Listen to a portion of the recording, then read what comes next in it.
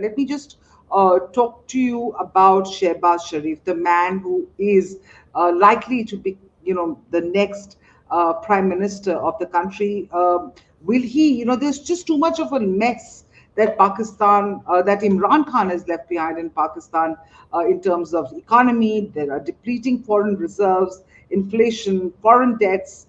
There are also debts to be paid back, and more importantly, a crisis on their hand as far as the perception globally is concerned, especially the anti-West rhetoric given the anti-West rhetoric of Imran Khan. Right. Look, Shehbaz is one of the most experienced politicians in the country. He's been chief minister of the Punjab province thrice now, in the 90s, and then from '08 through 2013, and then 2013 to 2018. Um, so he has a lot of experience of governance. Compared to Khan, when he walked in, he had no experience of holding high public office. And then he appears to have a team. He has some strong ministers lined up, people who can take on key jobs such as the Ministry of Finance, the Ministry of Energy, among other critical ministries. So he certainly has more skills than say Khan and his team.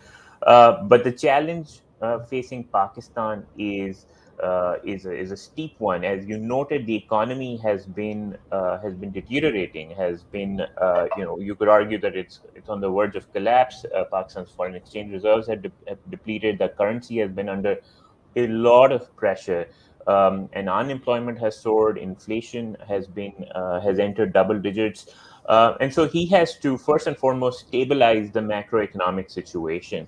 And my sense is that given his experience, he's likely to come up with a roadmap. I think he will engage with multilateral institutions in a more disciplined manner. Pakistan is in an IMF program, so I expect him to negotiate very carefully with the IMF and then implement the terms that the IMF will require of Pakistan.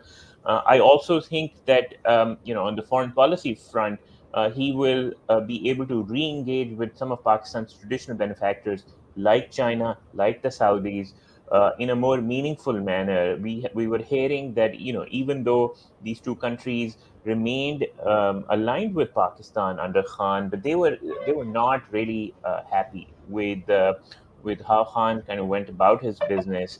And I have a feeling that Shehbaz will be able to energize these relationships once again. He's particularly close to the Chinese. The Chinese like him quite a bit, and so I think Pakistan can expect a major financial package of sorts from the Chinese. When it comes to the U.S., the U.S. officials remember him for his Punjab speed. So, as Yeah. Chief Minister of Punjab, he was known for rapid execution of massive construction projects, infrastructure projects, and the U.S. government interlocutors who dealt with him at the time remember that. So, I expect him to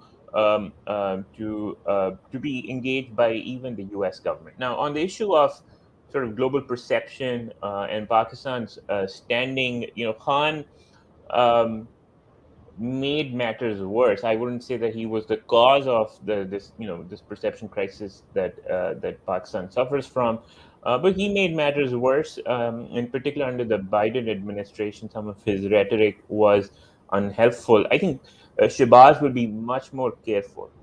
He has a lot of experience, and he knows what's kind of at stake in some of these delicate diplomatic relations that Pakistan has. The fact that Pakistan's been trying to walk the tightrope of the U.S. and the Chinese camps. I think all of that uh, will, he's likely to handle that relationship or that balance much more carefully, bring a lot more seriousness and rigor to this problem.